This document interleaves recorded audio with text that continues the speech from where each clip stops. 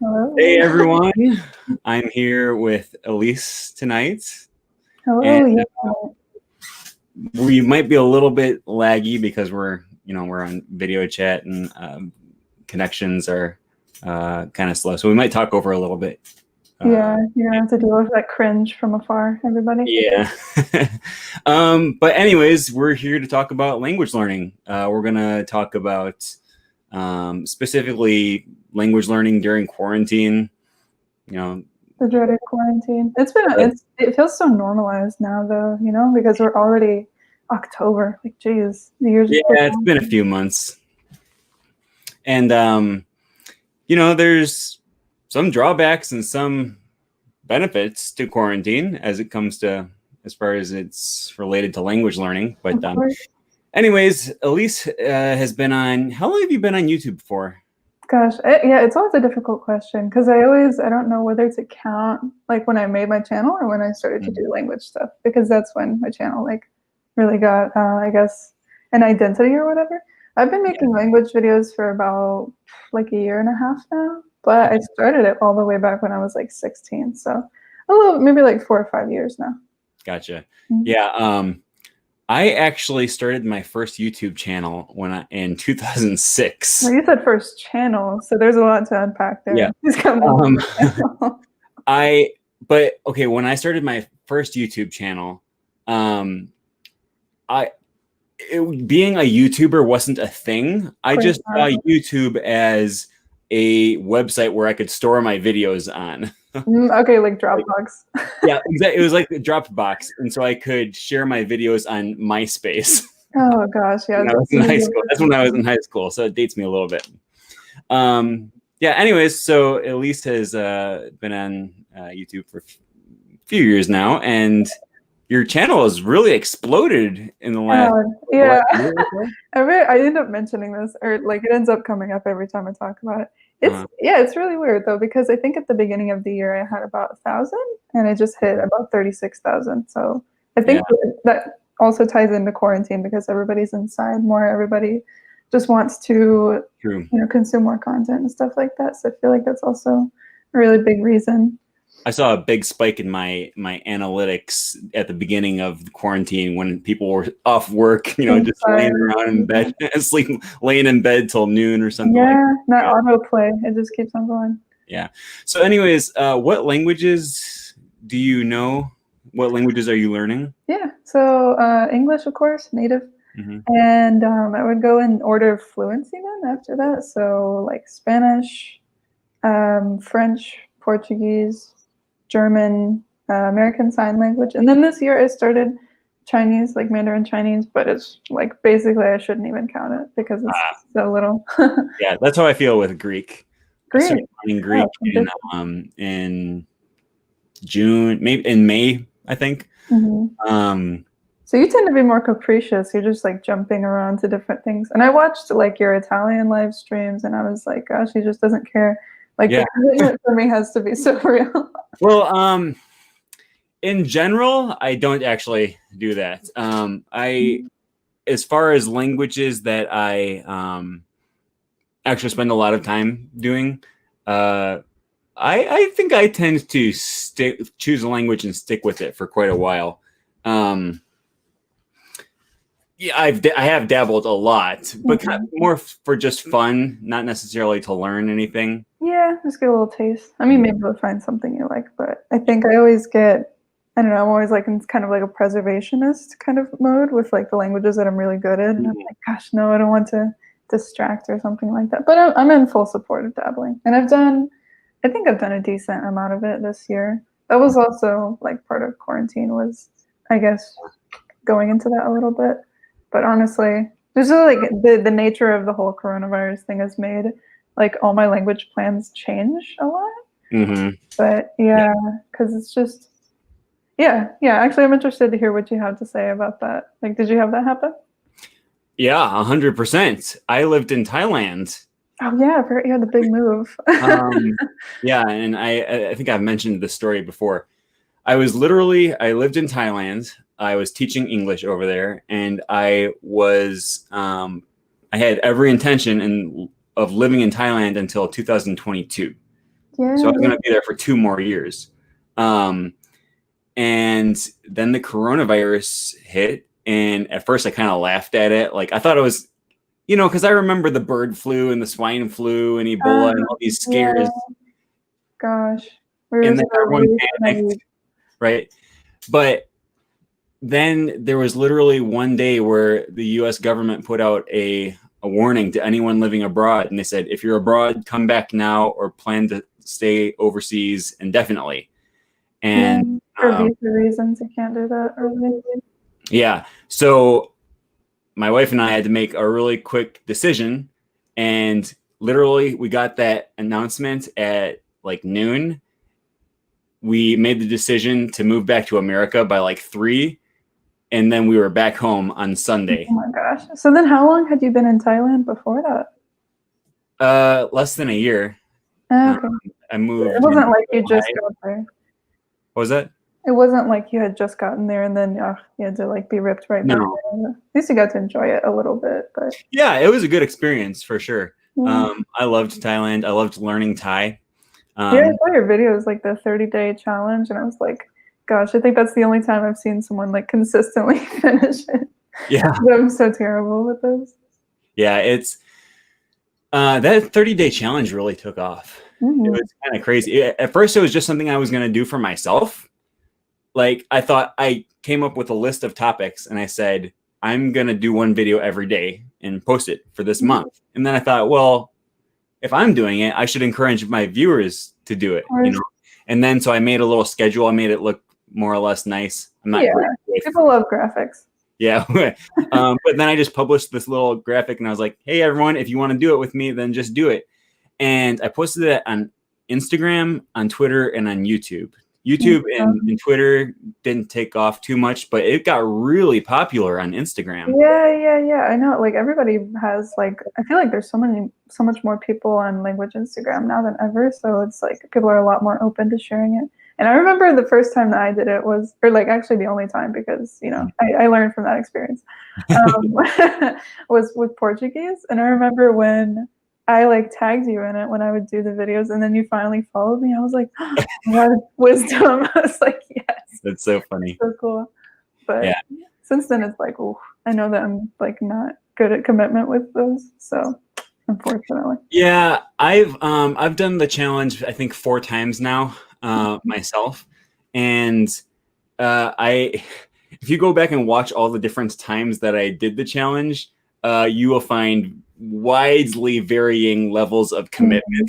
Very good. I mean, yeah, even the person that created it. Like the first one, I made them look all professional. I had background music. I wrote out the subtitles underneath it.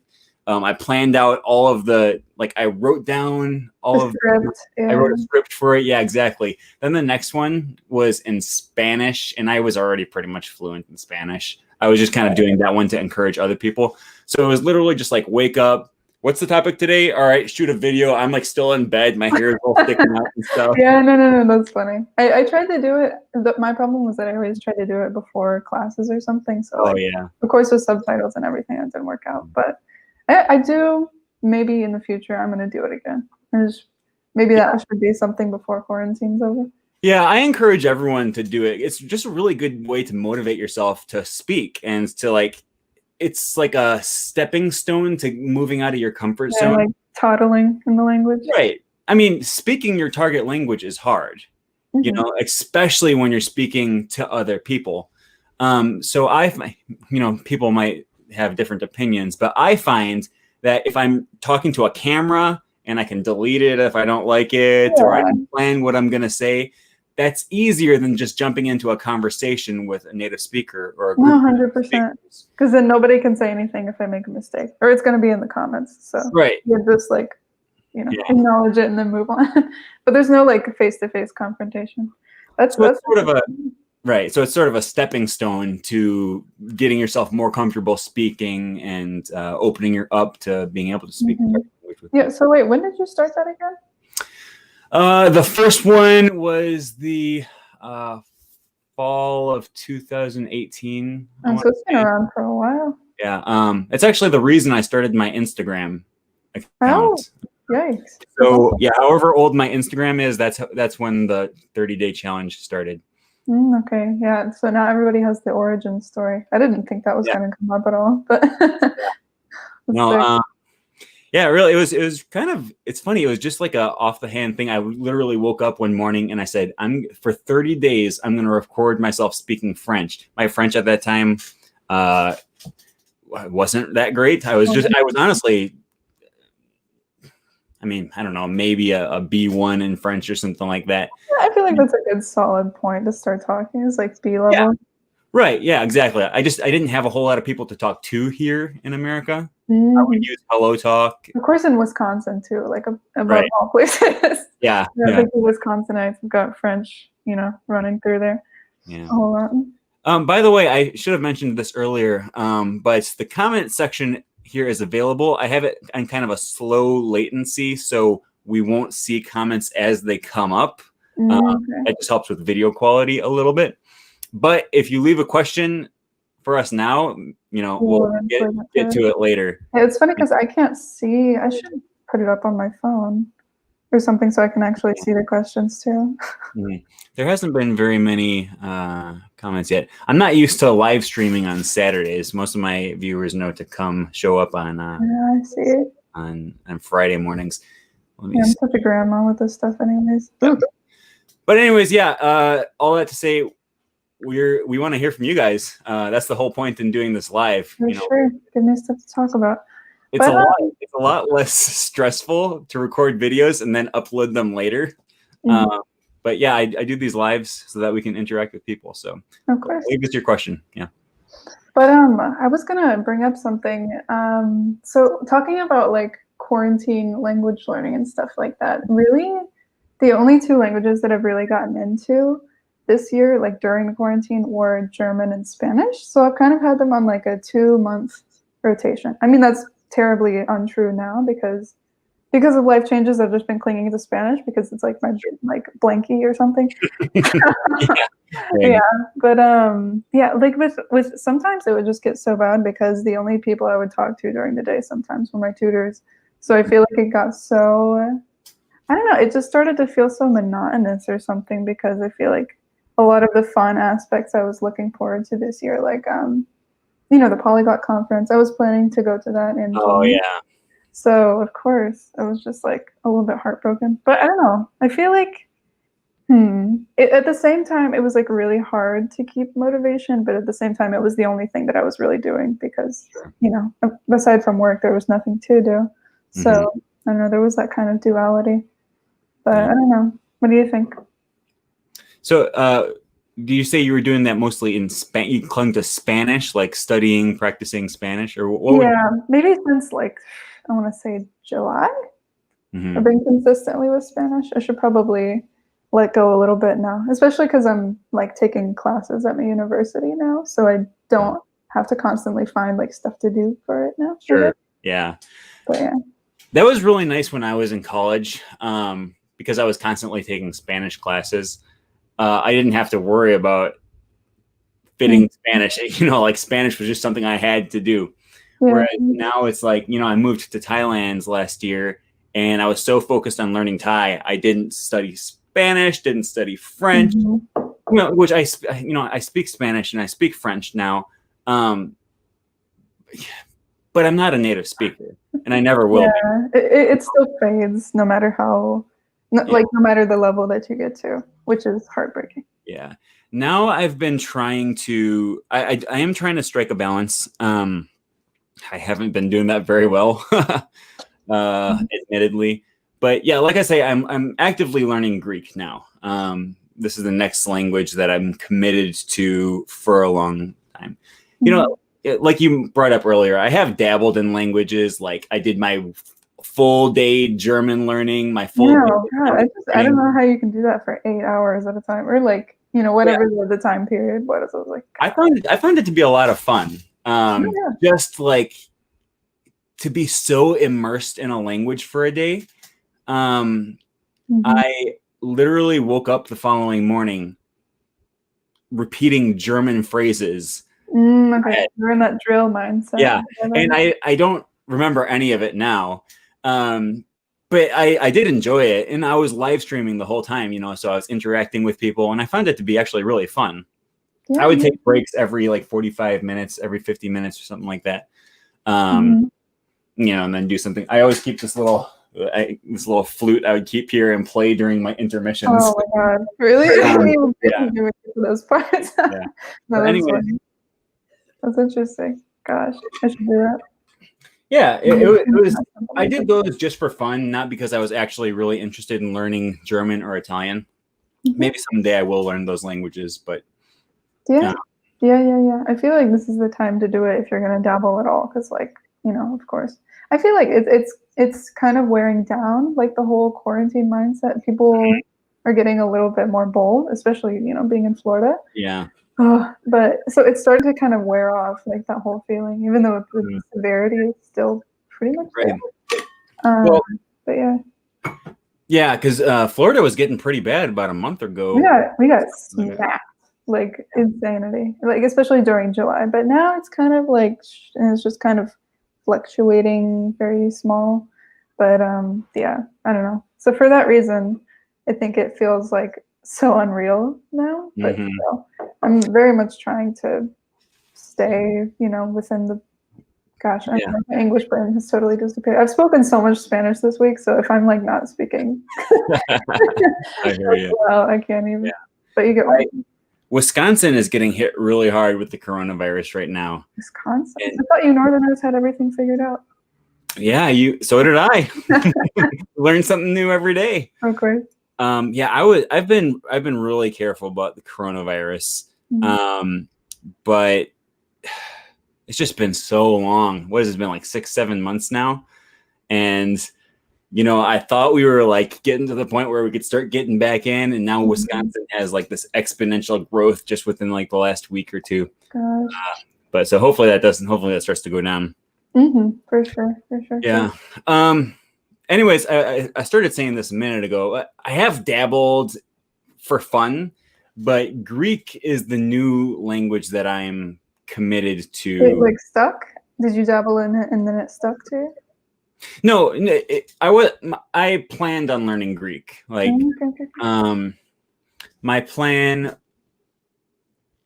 once I moved back to America from Thailand, and I said, well, as much as I don't want to lose my Thai, it's also not the most useful language to me now. And it's like the difficulty to speak it is so much higher.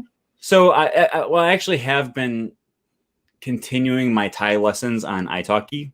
Of course. Half an hour lesson once a week. I've been doing a little bit of reading in Thai. Yeah, you do what you can. I have this Thai book, Mani Mana, and it's designed. You really caught up on books. And I see you have your Spanish short stories in the background. Yeah. So curious about that.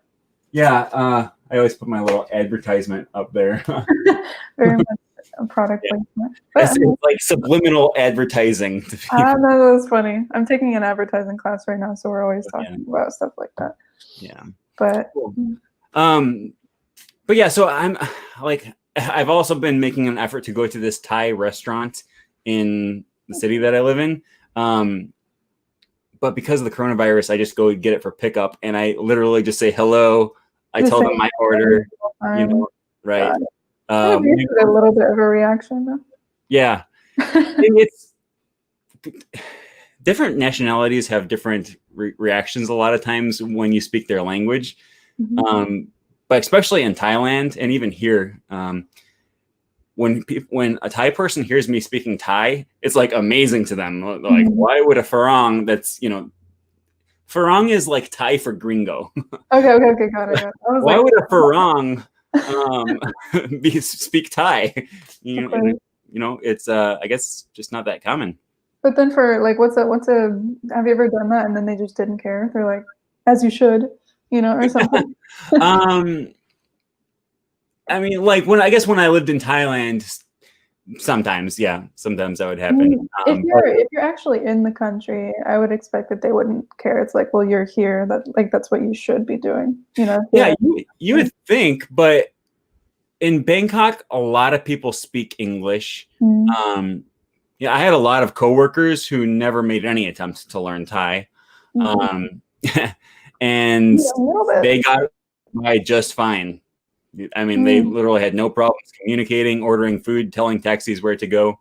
That's interesting. And so I think it did make an impression when they saw here's a Farang who is actually making a actual attempt to learn our language. Yeah. No, that's of course. Yeah, I have a sister who lives in China, and she didn't speak Chinese before she moved to China, of course, but now she's like fully immersed. She's been there for 5 years, and she speaks the language super well. So it's like, I don't know, if you plan on being there for a long time, of course.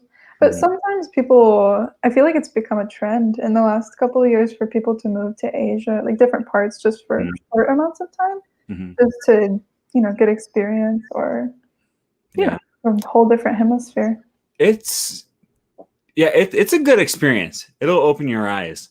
Like I've traveled extensively in Latin America and Europe.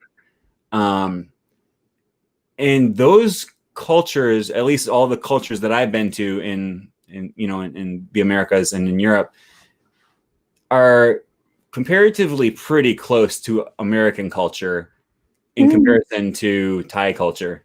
Oh, of course, of course. Wait, I mean, a whole other, like a different continent. Yeah. I definitely thought, Salvadoran culture or Colombian culture were quite different from America or from the United States. I have a bad habit of always saying America when I noticed that a little bit, but I was like, you know what? Yeah. We can't get them all. Someone called me out on that the other day, and I actually usually make an attempt to say the United States instead of America. Yeah. No, I really always try to say it's the only thing that's hard is when you're looking for like a demonym, like an adjective. So yeah, like American imports or something. It's like it feels weird to say like imports from the US or something. So. We need something like Spanish, estadounidense. Exactly. No, and some people have been talking about that, like United Stations or something, or making a new demonym. But problem is like it's not going to catch on in other languages because French people already call us like les Américains. Right. So like, exactly. Now we've gotten other people onto this. So crap. Yeah, and the funny thing is I lived in Latin America, and I actually got in the habit of always saying United States instead of America, just to be technically correct. Yeah. And I did that pretty well until I started traveling to Canada, and all of the Canadian friends that I made would just say America and American, even though like you live in America too, but you're referring to me as the American. And I just started doing that along with them, and I lost my good habit that I had developed. I know, gosh, it really depends. I think like because of like the United States history with Latin America, they're a lot more sensitive to it than Canadians, of course. So it's just like it really, really depends on where you are with that. But yeah, I think I'm getting pretty good at always saying U.S. But when I'm with like my other like American friends, it's hard not to do it just because we're like it's just so like ingrained into our culture, Yeah, I mean, it is, and I think it's partially that, and like the point you brought up, we just don't have a good demonym in English for what do we call ourselves as a noun, we could start a new trend or something, given that we both have platforms, we should try. Exactly. United Station, that sounds like a train station or something, or exactly. There's always an airport. It's a United Station. The problem with that is also that like Mexico is technically the United States, the United Mexican States. So right. Are we not United States or something? Or the state of Brazil.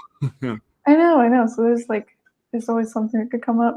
But yeah. Gosh, well, I think we got like you were saying something, and then we came down on this tangent. We were talking about. Yeah, that's good. So I think I started saying this several times, but I'm now committed to learning Greek for a while, and I have been actively studying I do a little bit of Duolingo. I think that helps. I don't know what your opinions are on Duolingo, but I've been really trying to focus on Link and Pimsleur. I actually haven't done any italki or anything like that yet. I've been meaning to, but I've just been really busy. And also my interest in Greek is different from my interest in Thai or other languages that I've learned, because I'm not actually making any plans to go to Greece. I'm more interested in just seeing what the language is like. And also, you can't really count on any plans right now, so it's just, you know, cruising a little bit. Maybe that's exactly. I don't know. That's awesome though. Oh, this is what we've been on a lot of rabbit trails here. But anyways, I say all that because I'm actively learning Greek. I've been trying to maintain Thai through weekly Thai lessons. That's really only enough to just slow my decline. Yeah, or just like maintain what you did learn. But in terms of learning new stuff, it's like so hard if you're not there using it constantly. And then for Spanish, I've just been reading a novel in Spanish on Link. What is Link? I haven't heard of that. Oh, really? I'm not very nifty with LINGQ. Oh, I thought it was LingQ. Yeah, that's a common misconception. Really? I didn't know that. It was probably, I don't know if it was a genius name or a terrible name from marketing standpoint, because every time, like, I've never heard it spoken. I mean, we're talking about it's pronounced Link. Makes so much sense. But everyone mispronounces it. I know they have a lot of good reading material on there, and I've thought about it, but the problem is, like, I'm just not like a writing and reading person. Like, I always want to speak and listen. Like, so I always gravitate towards those materials. So I feel like it would just be like a waste, even though, because I feel like I should read. I'm always like, oh, I should read more books. Even in English, like, I just don't read. Yeah. But you know, it's whatever. Yeah. So you focus mainly on speaking and listening then? Yeah, for sure. Like, right now, really the only like language reading and writing I'm doing is for like a Spanish literature class that I'm taking. It's like women writers, so we're doing a lot of Cuban literature, and I have to write constantly like these diary entries. But you know, aside from that, I really always like to do like podcasts or italki lessons, videos and movies, and it's like, you know, and I just like to meet people on social media, given that I have a platform, so it's really easy for me to do that. But yeah, I always just want to talk to people or listen to people talk. Yeah. I find being able to message in a foreign language is really useful, because when I'm in a conversation with someone in person or like a phone conversation or Skype or something, that's nice for practicing fluency and stuff. But I can't take the time to stop and look something up and look up the correct way to do it. But if I'm doing a text message conversation with someone, I can do that. And it really forces me to kind of spend some time focusing on how to say stuff and like learning the correct way to say stuff. Also being succinct, you know, because it's texting. The thing though, it depends on the platform, because I text on WhatsApp a lot, like a lot of the people outside of the country, so they can see when you leave the app and when you come back. So if you go to Google something or to find the right way to say something, I feel like I look like a dummy. But otherwise, because like everybody uses WhatsApp nowadays, so I'm always like, you know, I just want to like, okay, respond. But also the thing about using WhatsApp is that everybody, or like even, people outside of the United States, they are very comfortable with voice messages, and we don't really do that here. Everybody just loves to text or call or FaceTime or something. So. That's true. I have noticed that. But I also think voice messages are actually a really good method for learning too, because it's like one more step that can kind of ease the burden, like ease coming out of your comfort zone. Yeah. It's a baby step towards full conversations, right? Because you record something, you screw it up, you say it wrong, you just delete the message, and then you can start over again. And you can take the time to look up how to say it correctly before you record your message, you know? Yeah. And of course, if people are sending you those back, you can listen to them multiple times without having to ask them to repeat. So it's like a delayed phone call. Very nifty. Exactly. So I do recommend using that as a like as a transition into getting more comfortable with full conversations. For sure. So have you done like, I don't know, are you like really a language exchange type of person, or do you not really gravitate towards that? I do really like language exchanges. Yeah. I'm I hesitant. I find it hard to commit to doing that regularly Yeah, online. I love having friends who will consistently speak to me in my target language. that's true. Yeah, it's a whole different thing because sometimes I feel like language exchanges can feel like, I don't know, like an arranged marriage. Not that that's a bad thing. It's just like it feels like you have to be here now. Okay. And I don't, I don't want to fall out or like, because the person's dependent on you for something, so Sure. you feel bad if you like respond less or something. But now I think the way that I prefer it, and again, like coming back to the point that I have a platform, like I'm constantly just meeting people on social media, and then we kind of just become friends, Mm-hmm. and then we just talk in whatever language we want, So Sure. it's kind of like, I don't know, I think I prefer to do it that way because, it feels like speed dating. Sometimes you're like, okay, so where are you from? Like, Yeah. what do you study? What is your job and stuff? So I don't know. Yeah.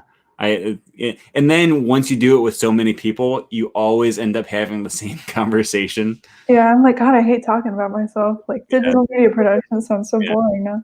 But on the plus side, after your fifth conversation, you really know how to say all of those things That's true. in That's target language. Gosh, we shouldn't depend on that though. I think let's make a transition to talking about some of the questions that we have coming. Yeah, I haven't been looking at them. Okay. Are you're not able to see any of the questions? No, I opened it up on more or less. I'm not sure if they're updated though, so you can throw them to me. Yeah. Cool. So here's Rochelle from Forever Learning French. Salut. She says, Salut. I live in North Carolina. My native language is English and I'm learning French. And then she says, do you all ever feel like you're losing your native language? I've been learning French for a while now and I am forgetting English words. God, that's a good. I don't know. There's a lot of like debate on that if it's good or bad or something. I think definitely. Like I just tweeted about that today that I was really nervous to record a YouTube video. Hello, you can see my camera. Because I've been speaking very little English because, a lot of my classes are just like asynchronous. So we're not talking, I'm just watching lectures. And so, yeah, I've been speaking a lot of Spanish. I've been only doing like, I don't know, Spanish stuff. So definitely like even this morning I had trouble asking like a very basic question in my dining hall, like, is there hot food yet? In English. So I was like, gosh, how do I even get that out? But yeah, I don't know. It's like, it's frustrating, but I also feel like confirmed or something in the language that I've been using most recently. Yeah. But, I think there's something to it. There's on occasion I'll be speaking English and I can think of the Spanish word for what I want to say, but I can't think of the English word. Sometimes it's just because there is no English word for it. That happens a lot. Like what we said earlier, estadounidense, right? Even the most basic things, like there's sometimes like a waiver. Right. But gosh, yeah, I don't know. I'm trying to think. Is it true that I don't speak German.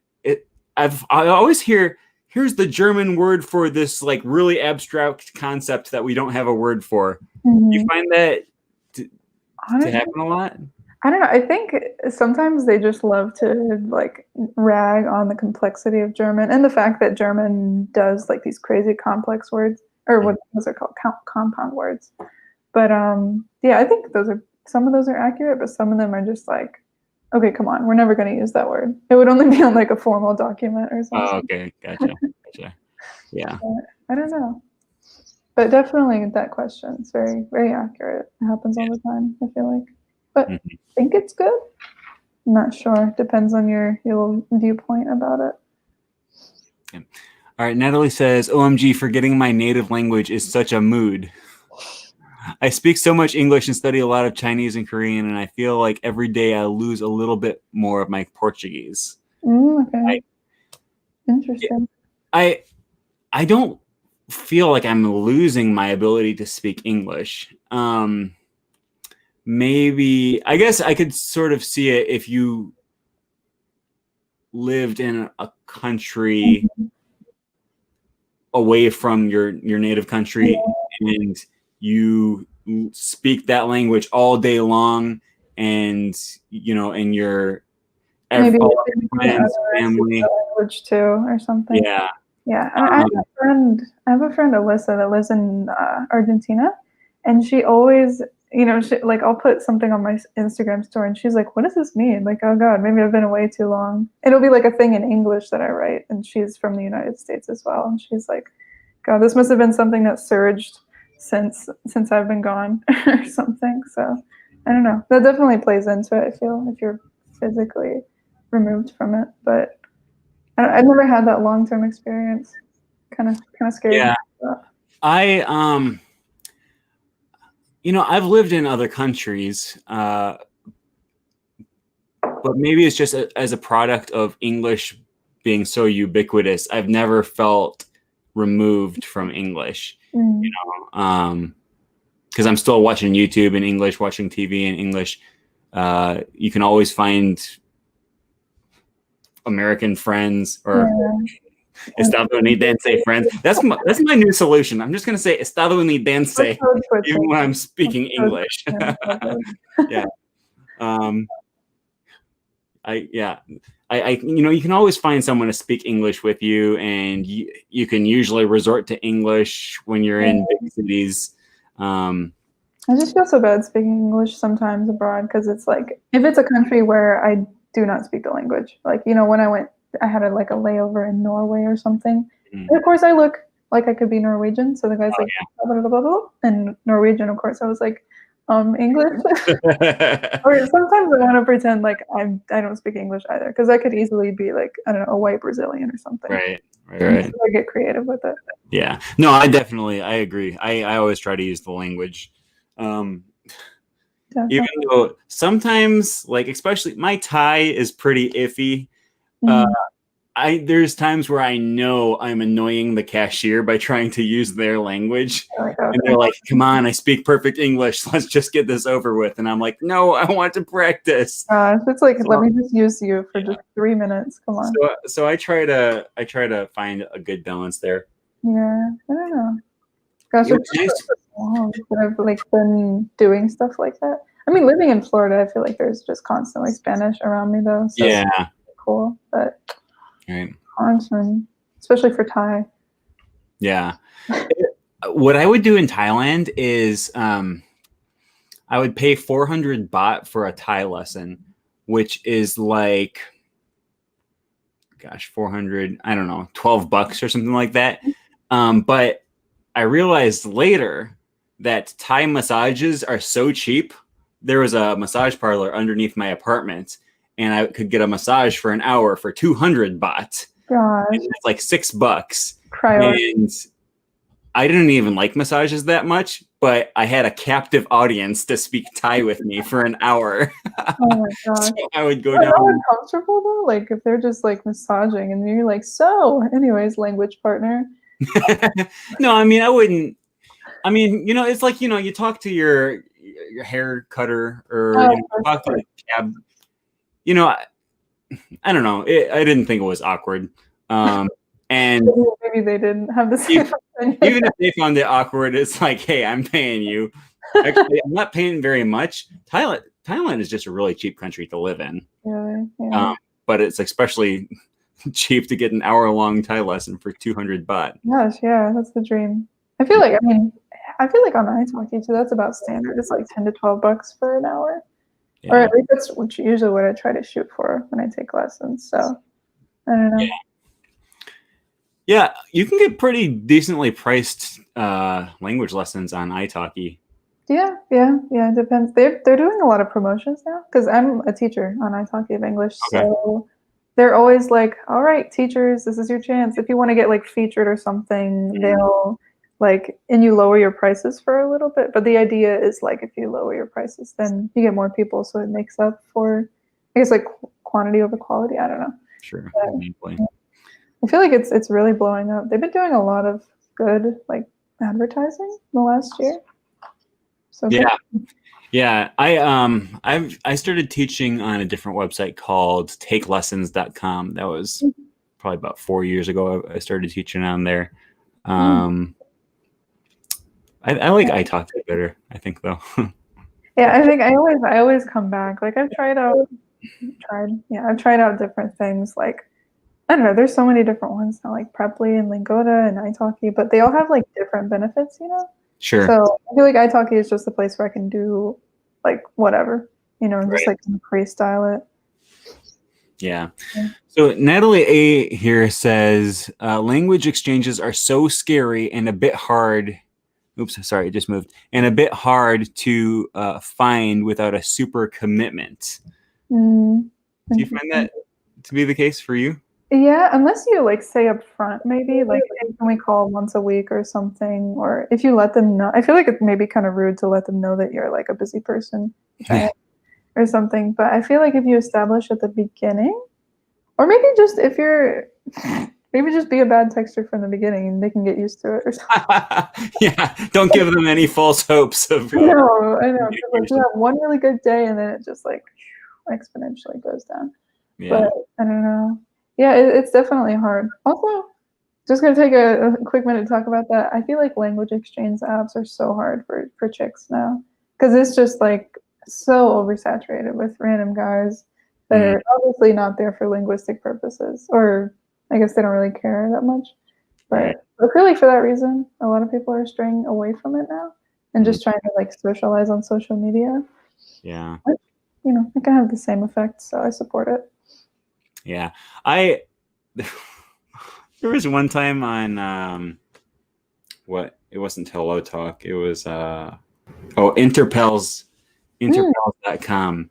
It was like, you know, it's like a international pen pal website, and I found this, you know, I was really passionate about learning French, and I was like fully bought into the Benny Lewis method of, you know, speak French from day one, right? And I was gung-ho about it. So I wrote this comment.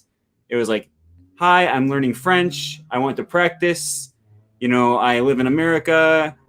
I live in the United States. How do I do that now all of a sudden? I live in the United States. I'm learning French. I can help you learn English if you want to practice English. And I typed it all out in French. And then I copied and pasted it to like 50 people.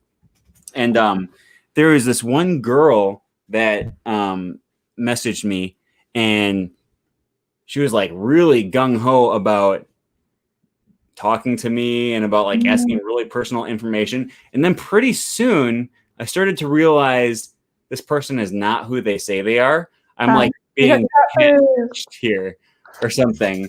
Like I was pretty sure it was not a girl. Oh man. Actually.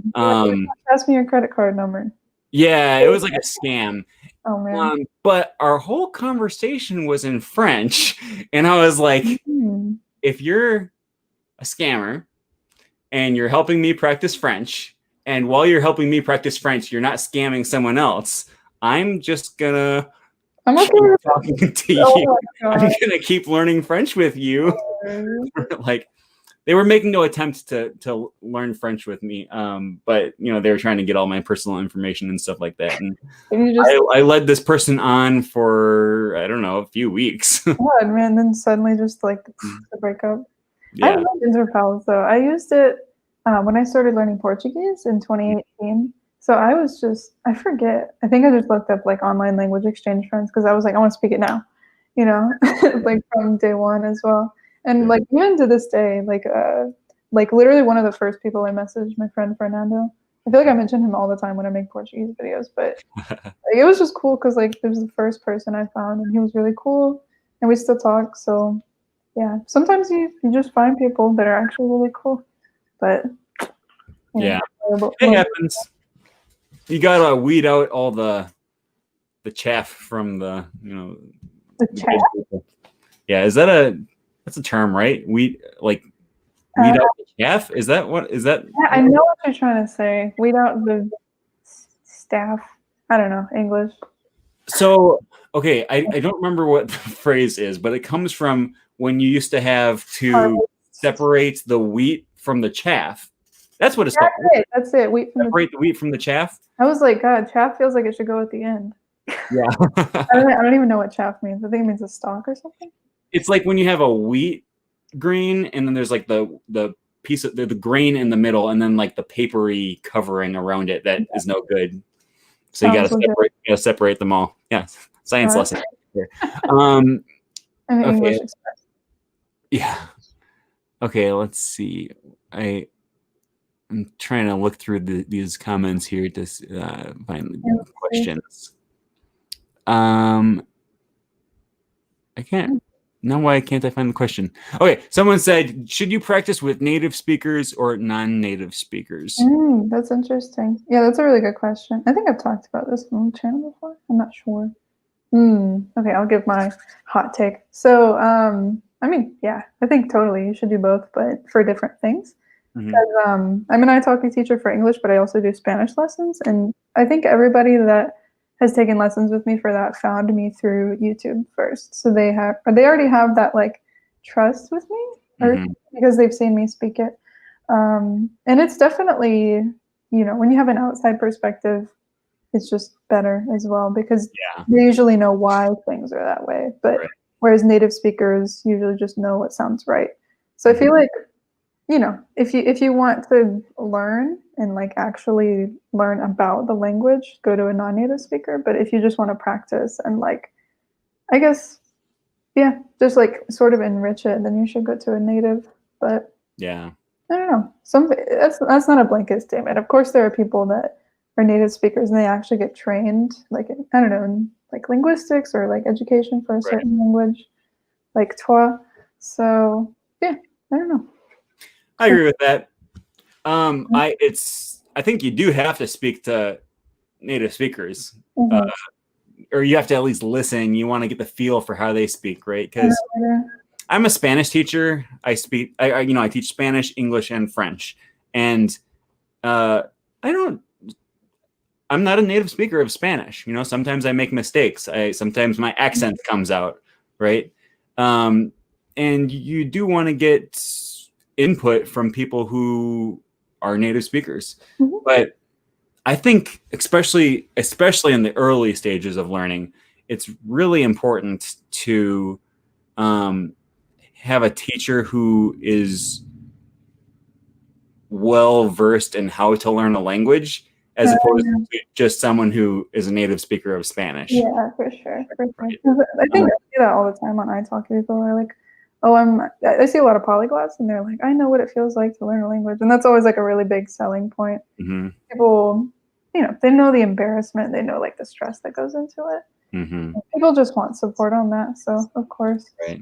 I've had italki tutors before who were very nice, but I'm paying you, $15 an hour. And then she says, all right, let's take out our textbook and read through chapter 1. And I'm like, yeah, but I can read through the chapter. I'm not paying you. Like I want someone who is going to give me practice speaking, someone who knows how to help me learn this language. I've had tutors before that like didn't speak English, which was really cool. It's because they were forced, like to the edge of the cliff, like, all right, jump. But I don't know. I think you should definitely do a combination of both. I don't think it should be either or. Just for the sake of, I guess, development. All right, Jack Meyer here says, chaff is the dry, scaly protective casing of seeds of cereal grains or similar fine, dry, scaly plant material, such as scaly plant parts, flowers, or finely chopped straw. Oof, somebody went to Google. Yeah. Gosh, man. Yeah, see, that's the internet right there. Amazing. Good, yeah. It's just, I like still am learning things about English all the time. Like my students ask me like about stative verbs. I'm like, what is that? And still to this day, I probably wouldn't answer it very well if you asked me. But that's the case in point. Right. Sometimes we have no idea what we're talking about. I remember when I learned what a phrasal verb was, it knocked my freaking socks off. I was like, those are difficult, like hold up or hold on or all those. God. I I try to shy away from teaching too much grammar in my lessons, unless it's like someone who's already very fluent in English or Spanish, and they're like, they just need technical knowledge of the language for university or something like that. Yeah. I'll discuss grammar with them, but Yeah. I'm That's a very cool. Like grammar lessons, typically they want to learn grammar.